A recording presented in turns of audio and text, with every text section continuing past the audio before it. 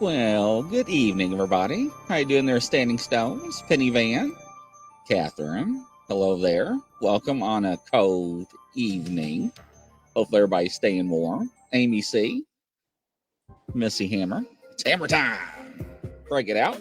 Nikki, welcome. Nice to see you, Nikki. Hopefully you enjoyed the show. Squatch and Holler, Denise, Roger, and Tracy. What's going on? Hey, not much, Grizz. How are you holding up? Oh, trying to stay warm. I see FDL is sneaking in the background. Welcome. Yes, it's been super cold where we're at. We're up here by St. Louis, and it's been a good one. Yes, it's I'm glad I don't own a Tesla. Anyways, we won't go there tonight. So what we got cooking tonight? So we have a pretty good guest on tonight. Connie Koenig is her name, and we'll bring her on and we'll let her talk about it. Welcome, Connie. How you doing? Uh-oh, she lost audio, ladies and gentlemen. It's not me this time. We got gremlins in the stage. So we can do sign language. So we will reboot her here, and that way she can reset herself.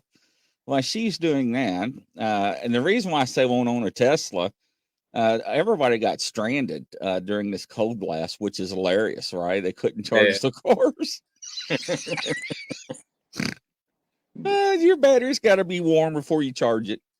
Welcome, Judy, Kyle Smith. We watch a show from Britain, and I can't think of the name of it, but it's where they test all the cars out and stuff.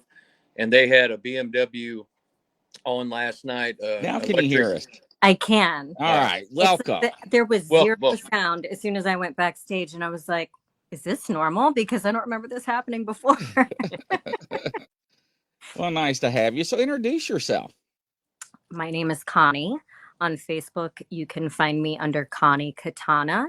It's spelled Chani, so that's not a mistake. That's actually how my name is spelled. I'm a clinical, interpersonal, and transpersonal hypnotherapist. I'm also a Karuna and Usui Reiki master. I'm a psychic medium. I'm a full Mesa carrier shaman from the Incan Peruvian lineage of the Caro. And I'm a paranormal investigator. I am the West Coast lead for the Paranormal Existence Research Society. Bill Slevin, he heads up the East Coast of Florida. He's the team owner, and we've got divisions in Tennessee and in the Midwest as well. And I'm also a member of the Warren Legacy Foundation for Paranormal Research. I think that's it. Wow. Awesome. So I'm going to start off here. My wife and I were talking earlier about the shaman. We're novice when it comes to that. Would you mind explaining what that means to people that may not exactly know? A shaman is somebody who essentially works in the spirit world. So I facilitate healing sessions for others. But shamanism is a way of life. It's not like a practice. It's not something that you just do here and there. I went through a very lengthy apprenticeship in order to become a shaman. This was not something that was self-appointed. I am not Native American. As I had said, this is a Incan Peruvian lineage, but they wanted this lineage to be shared with the West because they're a dying breed. You know, they have their kids that are growing up and they don't want to be in the mountains growing potatoes and you know, raising llamas and things like that. They want to go out into the West and, you know, be involved with technology and all kinds of things. So they wanted their teachings to be taught to, you know, spread peace and, you know, healing throughout the world. So what I do, you know, I do some very interesting work. I do things like soul retrieval. That is where, you know, we lose fragments of our souls during times of trauma, deaths, relationships, accidents, surgeries. It's just something that naturally happens. And so I go and I can retrieve those soul fragments and bring them back. I do things called depossessions, which essentially is extracting an entity or whatever may be there. You know, it could be something really bad. It could be ancestral. Ancestral is the most common thing that is extracted. People seem to think that attachments are something that is, you know, it's super rare, but it's not. Everybody will have an attachment at some point in their life, if not several. And I've had plenty of my own removed. And I've been, even before I was into this work, you know, I already had attachments and I knew that from a young age. I work with the chakras. I work in the energetic field. Everything that I do is spirit led. So it's kind of like a session is kind of like a ceremony that I do. And I am guided into what I feel is best for the client. And then once I'm done, I give the client homework, because it's not just waving a magic wand. If you don't heal the hooks, these things can come back, or we can attract other things. So we have to take responsibility for our own healing. So, I work very much in the spirit world. I work with ancestors. I help to heal other people's, family members as well. Sometimes I have to bring them into the session to heal them. Healing an ancestor helps to heal us. It's 7 generations forwards and backwards. And so, it all just really fit in with, my particular path, and what I felt that I needed to do. I've been a seeker of the unusual for my whole entire life. And so, going down the shamanic route, that was, really something that felt natural for me. The words that are used, they're not in English. They are Quechua, and it's not a written language. But when I began to hear the words, it's like they were familiar to me. It's like I was remembering. And when I was in my apprenticeship, they would explain a technique and they would say, okay, this is what you're going to do. This is how you're going to do it. And I would just do it. It made sense to me. I didn't have to refer to my notes. I do soul contract retrievals. So we look at soul contracts because we've got many, many contracts, some that we're born with and others that we kind of write for ourselves along the way. And so I can help people change the contracts.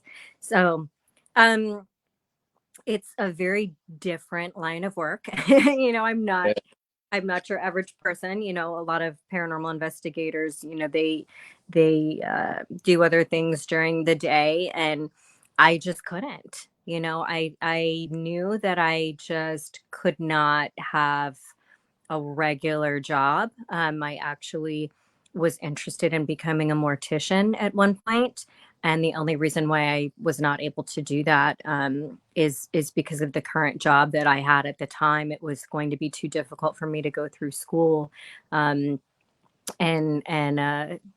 work at this job that I was at. So I'm very fortunate. I became a hypnotherapist, and then I, went down the path of mediumship, and then I ended up in shamanism, and everything just really came together at that point and felt right for me. So how does one go about getting into the apprenticeship for that? I mean, to me, like I said, I'm a novice. I mean, obviously you were talking that you always felt kind of natural with that, but how did you find the place to go to for that? So, there, I have a friend, and she and I, like, we were just taking all kinds of different classes together. And she and I actually met in a mediumship class because, I didn't know what I was at one point. I knew that I was something. And I was like, I have to figure this out, and see if this is something that I can do. And I can, and actually anybody can. And I always have a disclaimer: everything that I do, anybody can do as well. Anybody can learn how to do everything that I do.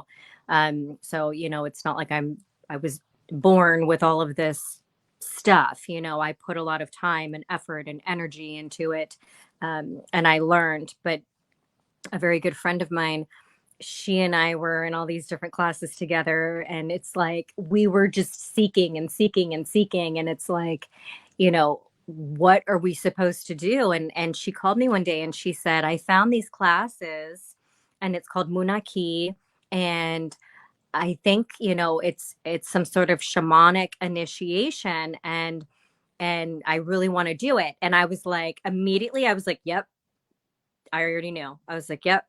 So Munaki is kind of like, it's a shamanic initiation. So you receive 9 angelic downloads, and these downloads help you to work in the spirit world, and it helps with protection, and it helps you to be more connected to things. It helps, with abilities. And some people just do Munaki. They just do it, for themselves, and then they don't go any further with it. But I chose, to actually go through the apprenticeship program. So I started with Munaki and received the angelic downloads. But I'm in Florida, and there are places in Florida that offer this type of thing. If anybody's interested, this isn't something that I feel you can just learn from YouTube videos or, you know, a written course, or even just, watching videos. This is a very hands-on thing, and you go through your own healing. So I feel like it's very important to actually go somewhere, go to a center, shamanic center, to learn. And I don't know anything about other lineages. I know that if you're not of a Native American descent, you cannot just go and be a Native American medicine man or medicine woman. And that's another term for shaman: medicine woman, medicine man. Um, so, I don't know if other lineages allow, outsiders other than the one that I am involved with. I'm sure that, there's plenty of different types out there. But if anybody feels drawn to it, I would say, look up a shamanic school, see if there's something in your area. There were people that were from out of state that were going to the school that I went to. And, it was absolutely 100% worth it, and it really changed my life. It changes the way that you think about things. It changes how you look at the world, and it changes your connection with the world as well. That is awesome. Chris, how familiar are you with what she's talking about? So I know somewhat, right? It depends on, there's different levels and there's different techniques. So there's a variety from my understanding, but I like for her to hypnotize you and make you act like a chicken. So I'll do without that. So before you became this, were you interested in the paranormal field? And did you feel it calling you to go to that? And I know you said when you got there, it was almost natural to you, but were you investigating before that, or what was Yeah, happening? I was. So, growing up, I had a huge fascination with everything that was weird, and I couldn't get enough of cryptids and the Loch Ness monster and Bigfoot and ghosts and all these things. And I was sensitive, but it scared me at the same time because I wanted to have experiences, but I didn't want to have them alone. So, I had this huge fear that all of a sudden I would like see like a woman dragging her bloody head around my house or something like that. And so, I had a lot of fear with it. It's kind of like, let me just like peek out from behind the blanket a little bit, because I have to watch, I have to see. But I was just so obsessed with horror movies at the time. And my parents, they would just let me watch whatever, and I would just watch all these scary things, and then I wouldn't be able to sleep, or I'd be afraid to go to the bathroom or turn the lights out. But my dad was very much into metaphysics and reincarnation, and was very much into the whole ghost thing. And so I would talk to him about these things, and he was kind of scared about things too, but he had abilities. And I remember I was seeing auras, but I didn't understand what they were. And I didn't understand, like, when he told me what they were, it didn't make sense to me that I was seeing them around inanimate objects as well. But everything has energy, so you can see the energy, of anything. And so at that time, I was just like fascinated. And so I would just like, stare at people and try to figure it out and see how it made me feel and everything. But I just kept having this problem where anything that felt different was bad, you know, just because it was different. I wasn't able to discern. It was just kind of like, oh my gosh, there's something here, there's something going on, so it has to be bad. And that's just what my mind would jump to. As a teenager, luckily, I was able to coerce my friends into going to the cemeteries and the creepy places and, to explore the urban legends. I'm from Maryland. And so, we have the Crybaby Bridge. And when I was 18, I found out about an abandoned hospital that was there. And that was my first huge investigation. We just, went up in there, and I went there several times. And the first time I went there, I ended up with poison ivy all over my face somehow. I have no clue Uh-oh. how that happened. I was with 10 guys and I end up with poison ivy on my face. Like, we walked through a patch of woods, the size of a bedroom. and I don't remember touching anything, and somehow I get poison ivy. But right away, I'll never forget, I climbed in through a window, and we had to run across an open field. There was a police substation on the property. Don't do anything illegal, guys. Don't do anything illegal. So yeah, I climbed in through a window, and I was the first one in, and I was in the chapel. And I was like, whoa. There were hymn books like on the ground, and a pentagram and all this stuff. I was like, okay, this is serious. This is some serious stuff. And I had a lot of experiences there, and I would love to go back there, but I think they tore it down a couple of years ago. But there were tunnels underneath of the buildings. There were multiple buildings, and you could go in the tunnels. And I remember these tunnels flooded, and we were wading in waist deep water in these tunnels. And now that I think about it, I'm like, that's really gross. Like, I don't even know what could have been in that water, Say, Um, you're brave. Yeah. yeah, and we got to a gate and we couldn't go any further. But I absolutely could not get enough of that. Like, I loved it. And then I would investigate people's houses, and I didn't know what I was doing. I was just with friends, and I'd be like, you've got something going on, let's see what'll happen. Let's try this, let's turn out the lights, let's try knocking on the wall. I would try these different things, and sometimes I would get scared, but um we would keep going. And then there's like the haunted road where somebody chases you down the road, and going off into the woods and trying to find the witch's house, and just all this craziness.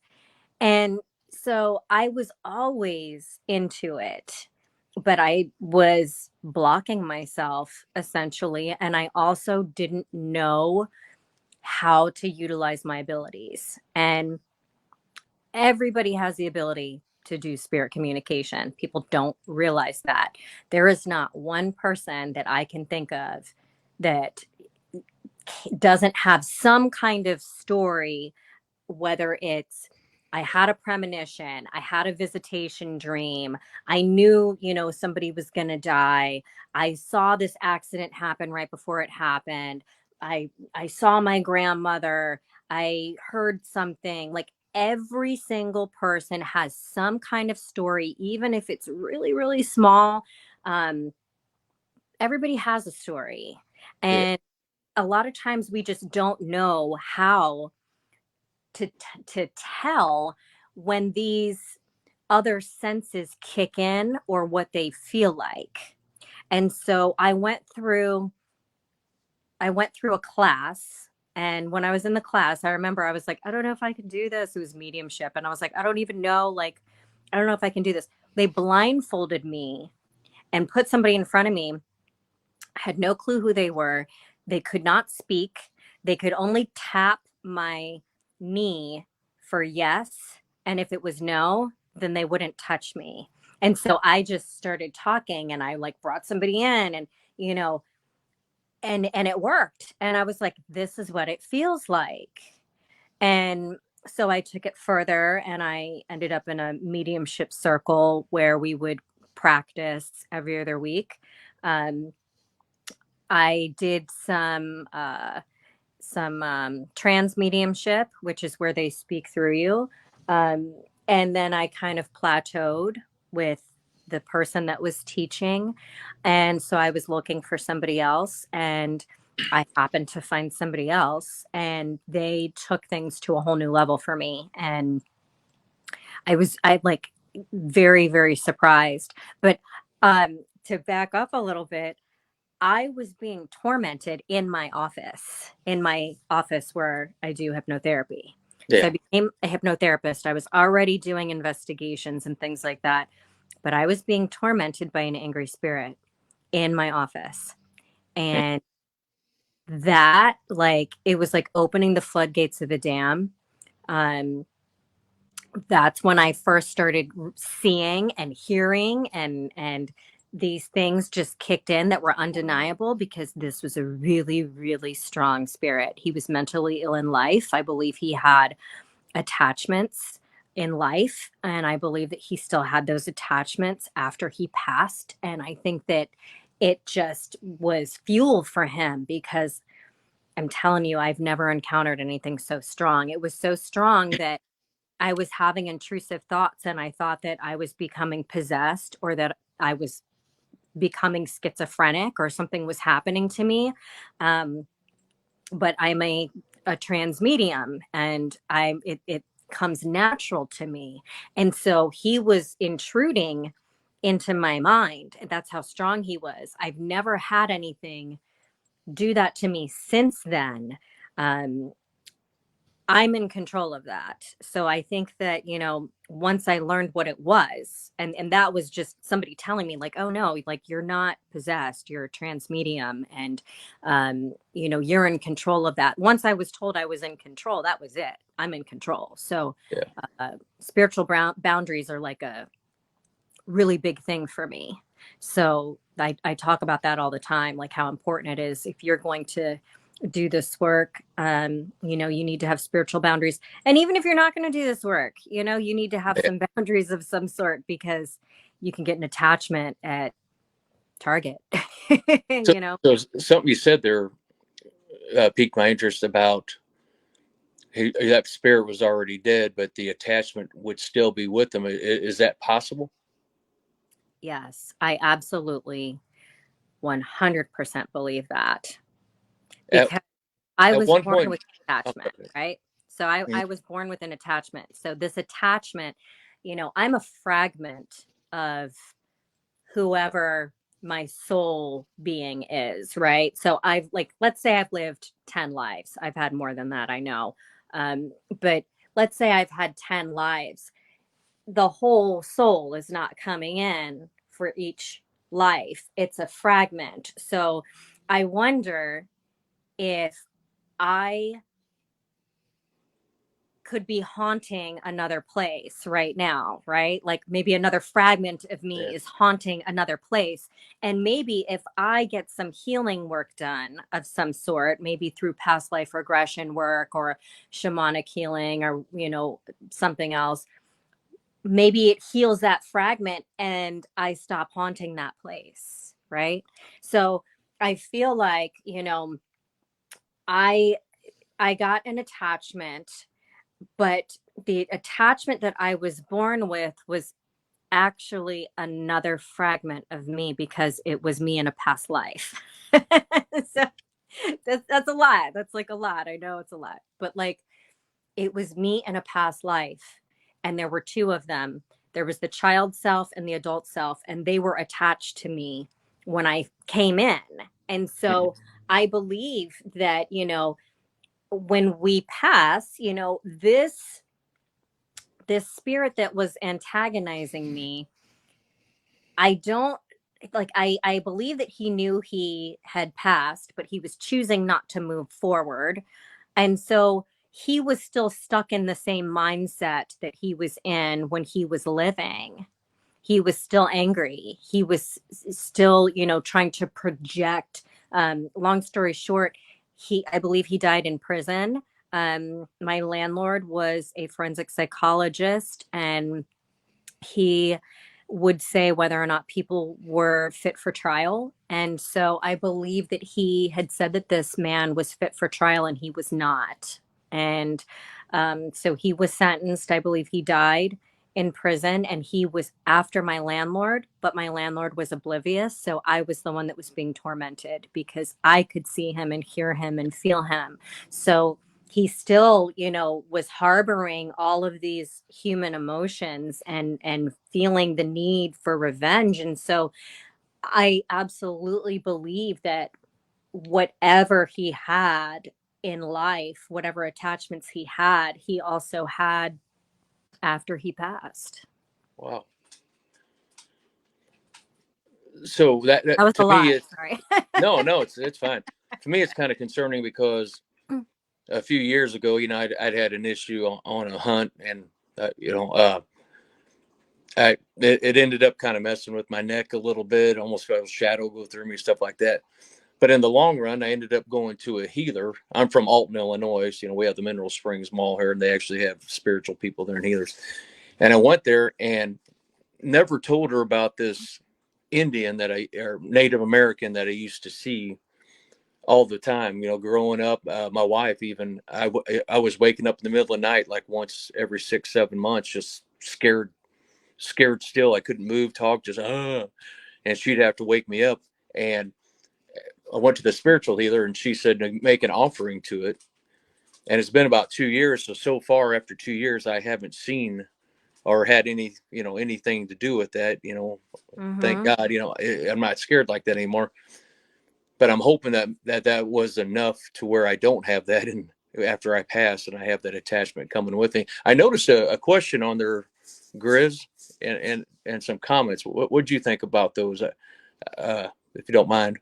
All right, so let's break it down scientifically, right? So if we look at the string theory, right, all matter is energy. Energy cannot be created or destroyed, right? So when we die, that our energy is transferred to something else. It is proven that with people that they come back in another reality or a different life. And when I say that, ladies and gentlemen, we look at this.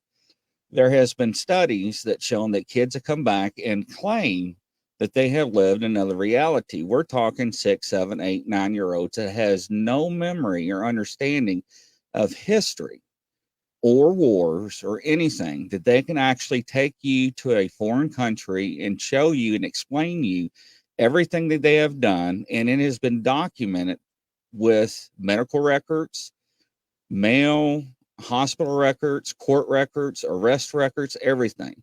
And this baffled society. So actually, years ago, did a show on it. Now, if we look at this theory, right? So somebody talked about how can that be possible? So in if so let's look at the biblical reference. So religion, take religion out because religion is man-made. A lot of people think that when you die, there's places where you go, but however, you can be recycled, and there's reasons why you can be recycled. Because some people claim that you not have fulfilled your duties on earth, so you have to come back. However, whatever you believe in, but each time that you're recycled, you take a part of that soul that you were prior in that life with you to your new journey. So if you live 6 to 12 souls, 12 or 6 to 12 bodies, each part of that soul comes with you. This is what she was talking It's about. all connected. Gotcha. Yes. So this is where string theory comes back. Then somebody talked about generational curses. Now, I have prayers for generational curses, and yes, that is true that they are theoretically correct, and that is possible, and I do believe in that. So, yes, I mean, those are good questions. So, yes, does that answer your question? Yeah. I think Yeah, so. I would. So was I guess, am I to assume, if that theory is correct, that I may have been a Native American in the past? that is possible. And the only way to find out is to have her do two things: either A, to look into your past, or to hypnotize you and do a past life regression on you, and that will reveal your past.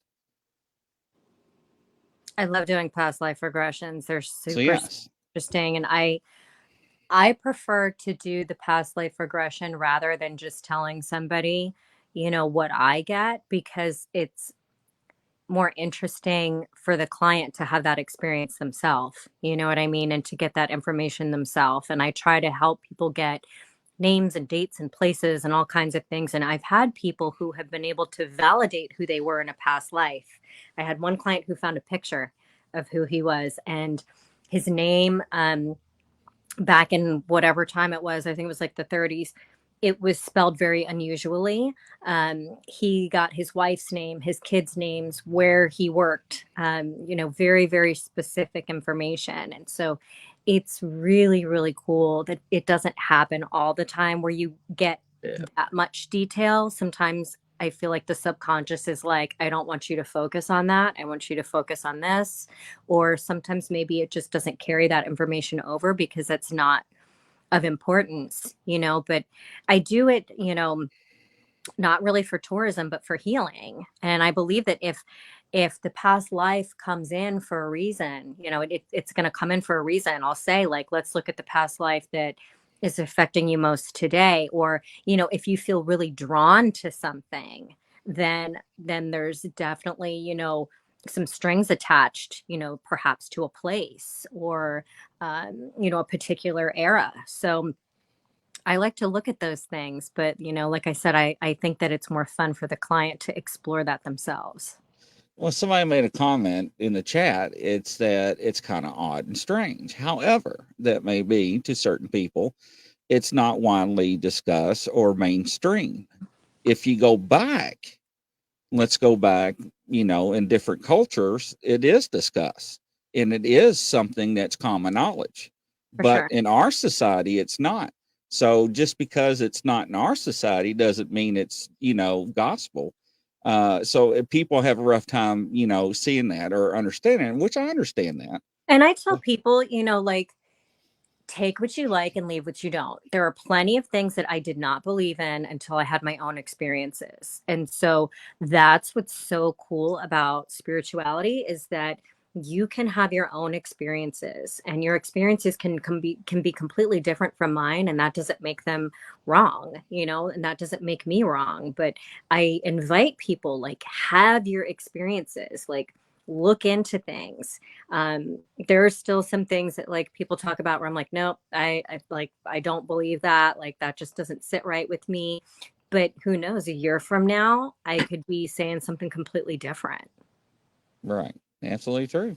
Boy, that's extremely interesting. You had brought up dreams.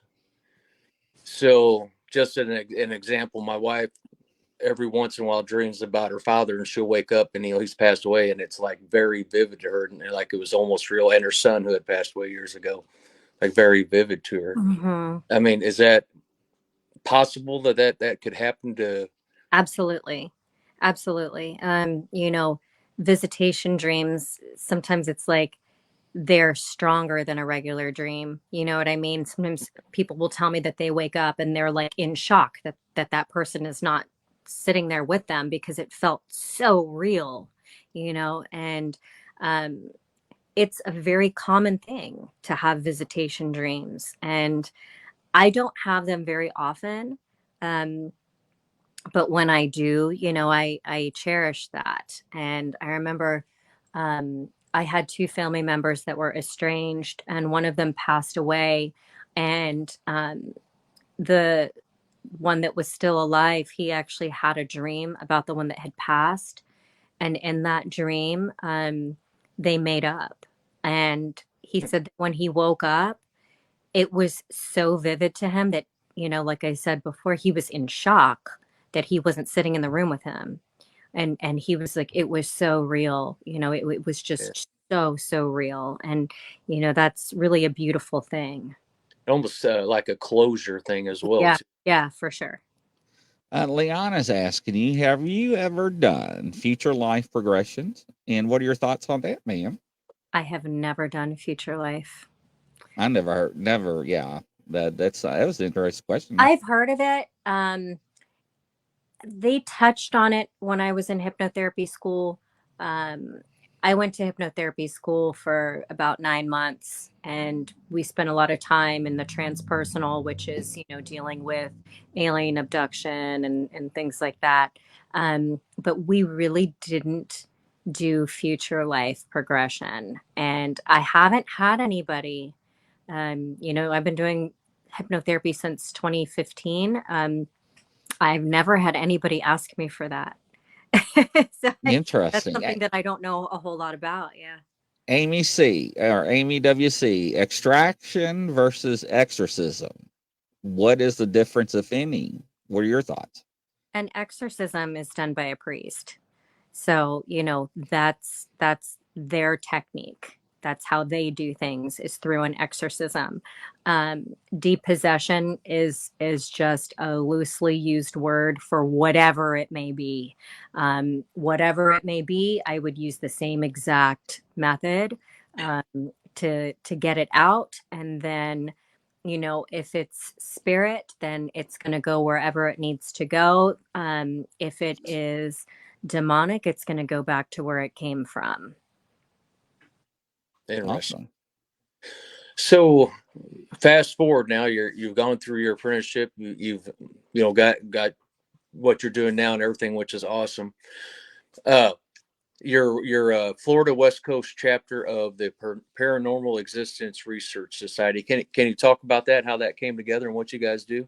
Sure. So, Bill Slevin, he is the head of the Paranormal Existence Research Society, and he and I were friends on social media, and he happened to be in Orlando, and he's like, "Hey, I'd really like to connect with you and talk to you." And I was like, "Okay."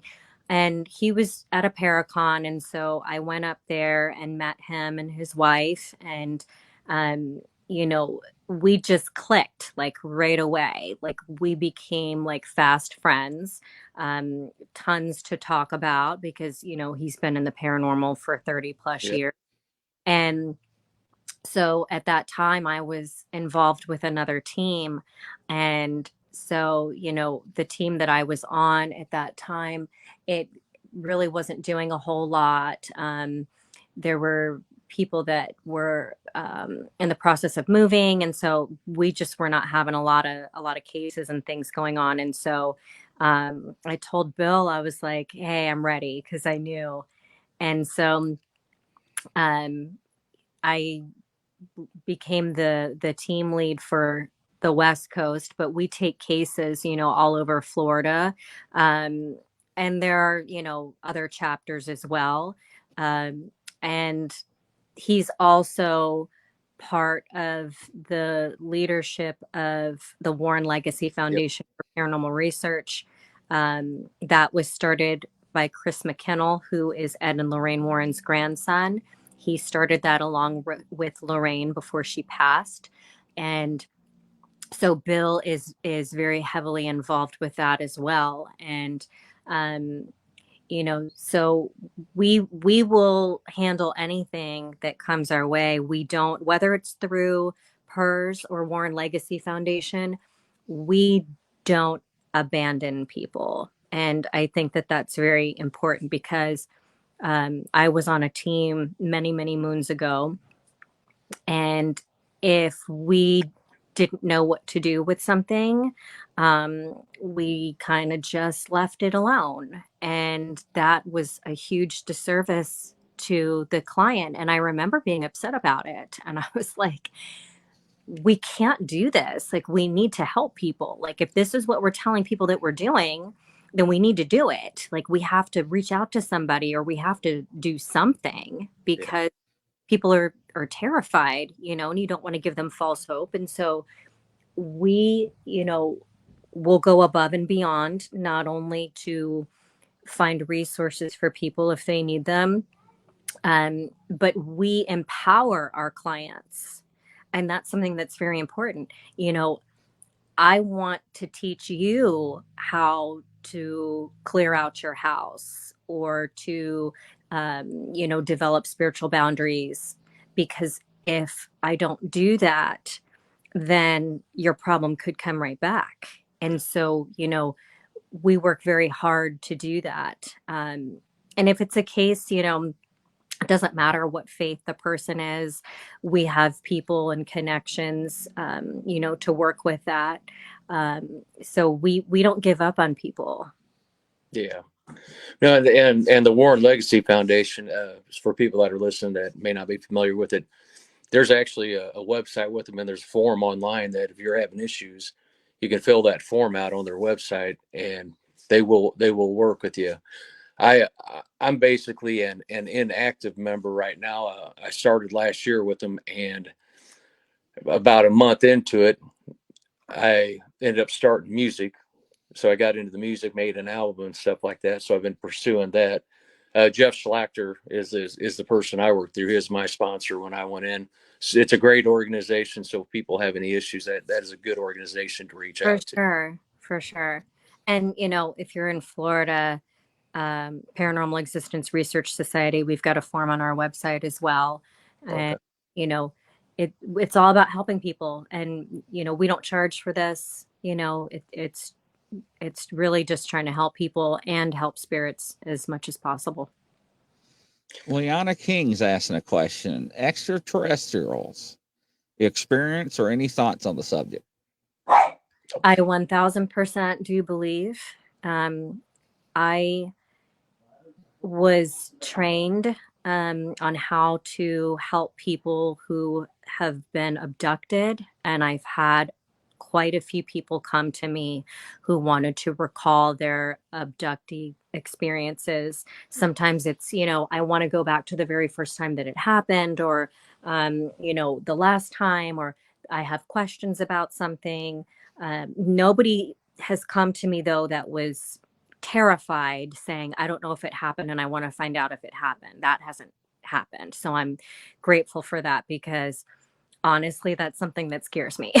Right, Like, absolutely.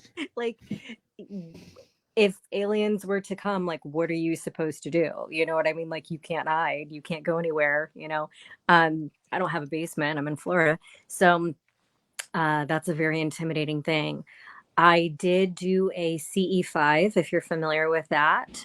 That is Close Encounters of the Fifth Kind. So that is, there's one, two, three, four, five. So I don't know what all five are, and if you ask me, I'm going to screw it up. But it's like seeing a spacecraft, having an encounter with an alien, being abducted.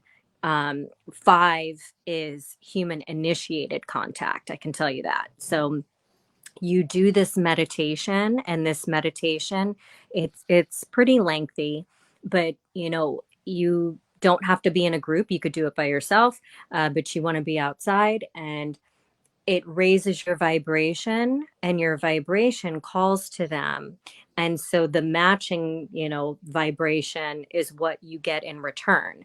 So it's not going to call in anything that's malicious, is what I'm trying to say. But it's important, if you do it with other people, that they're taking it seriously. They don't think that it's a joke, or they're, sitting there like, yeah, right, nothing's going to happen. That will not raise the vibration where it needs to be. We did see some stuff in the sky, but at the same time, this is a very interesting, like, combo platter of a story. I was sitting there doing the CE5, and as a medium, you are able to see in your third eye. So I can see around me. I could see with my eyes closed. I could see what was going to happen. And all of a sudden, I see this thing coming up behind me, and it was big and dark and shaggy. And I was like, that's a Bigfoot. And there were horses off to the side, and they were really, really restless. And then I had a vision that this creature was going to go like this and engulf me, and engulf like my whole entire body. And when that happened, I sat up really tall and I said, I'm a shaman, don't mess with me. And that was just something that instinctually came out of my mouth.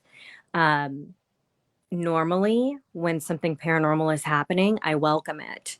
I've had things wrap around me. I've had things get super close to me, and I welcome that because I want to know what it is, and it's not intimidating to me. But whatever this was, I don't know what its intentions were, but it was not love. It was not trying to hug me. It was not trying to do something pleasant. And uh, I had just watched all these shows about people who disappear from the woods. And I don't know if maybe that triggered something subconsciously because, like, what if it was going to snatch me and like take me somewhere, you know?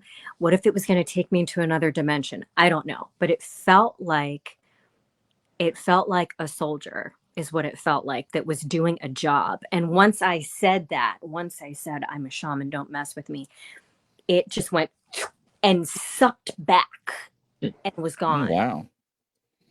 Yeah, And I was going to ask you about Bigfoots because you're talking. Grizz is a not a master, but he is a very well educated I person. dabble it in a little bit. I've had a couple of experiences and they were in the same place. And, you know, part of me is like, man, I wish I had just let it do whatever it was going to do because that curiosity in me, I want to know. But at the same time, my instinct had me do that. It just happened and came out of my mouth. And so I have to just trust that that was for a reason. Interesting.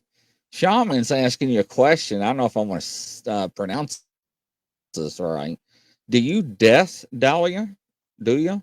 Death doula. Doula? So, Doula. Okay. so I'm not a death doula. Um, I had looked into that.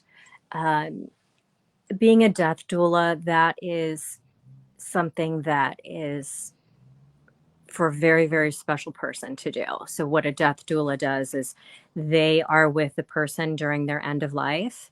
Um, you know, they help them to get their affairs in order. They help them to get, whatever needs to be done. If they want to reach out to a family member, if they, have unfinished business, but you're with them and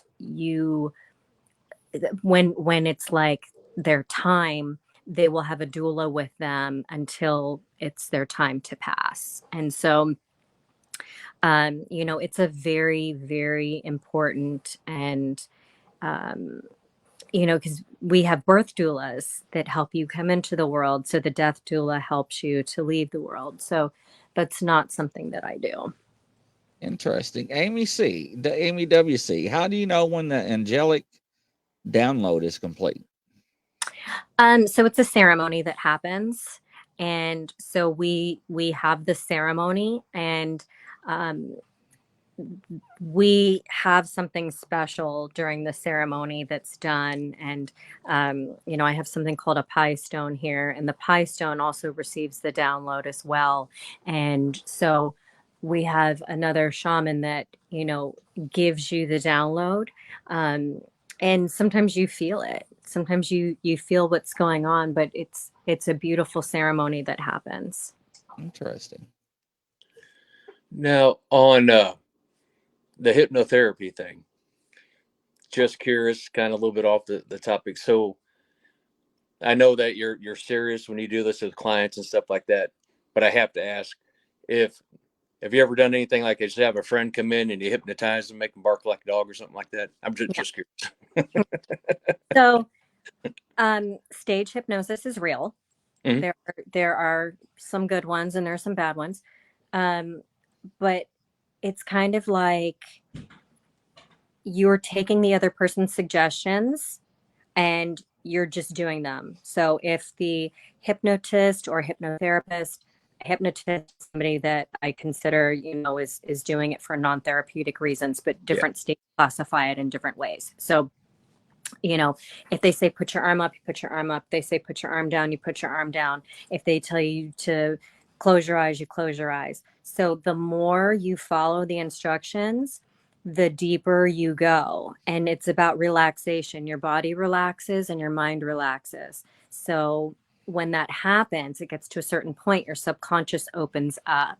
Now, as far as clucking like a chicken or barking like a dog or singing the national anthem or whatever the case may be, it can help you to be more uninhibited, so that perhaps you would do something that you may be a little bit shy to do. But if it is against your morals, if it's against your beliefs, you will not do it.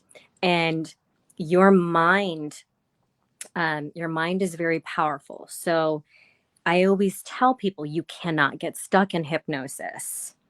You are not under anybody else's control. You are fully in control at all times. You could open your eyes, you could stop.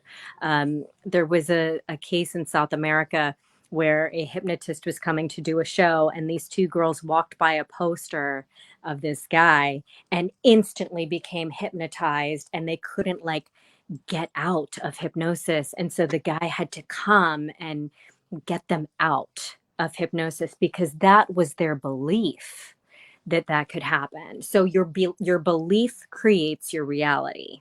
So that's why I always explain to people, like, I can't make you give me your bank account number. I can't make you do something foolish if you don't want to do it. You know what I mean? Like, it's just not going to happen. If barking like a dog is like the most embarrassing thing that you could possibly think of, if I tried to get you to do it, you're going to say no.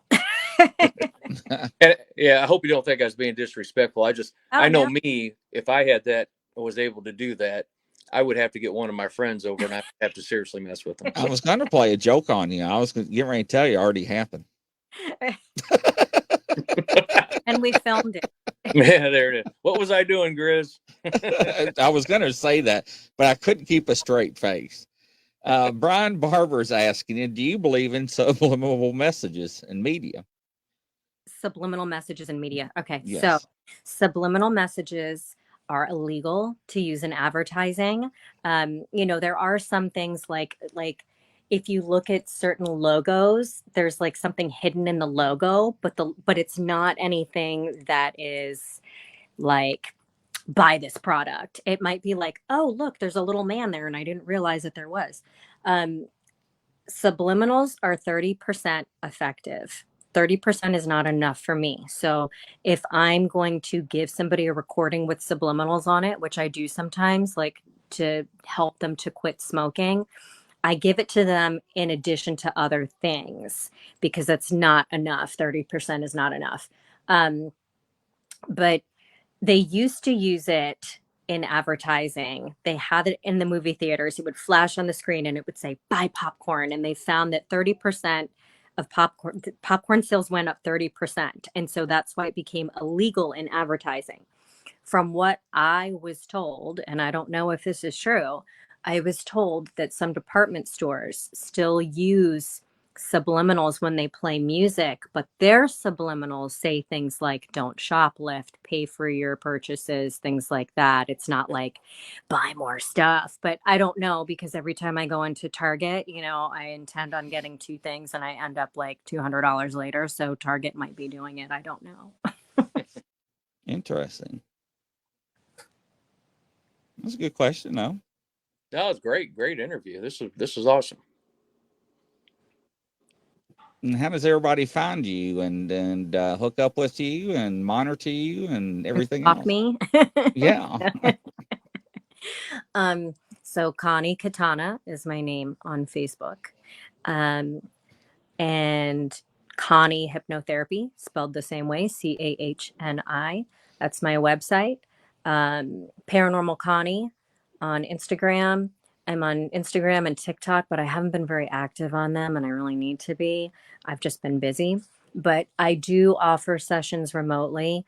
Everything that I do in person, I can do remotely as well, and it is just as effective. Even with the shamanic healing, I've had people tell me that they feel me moving the energy in their body. But as long as you can be in a place where you're undisturbed, then you can do it. So yeah, I'm pretty easy to find. Awesome. Wonderful.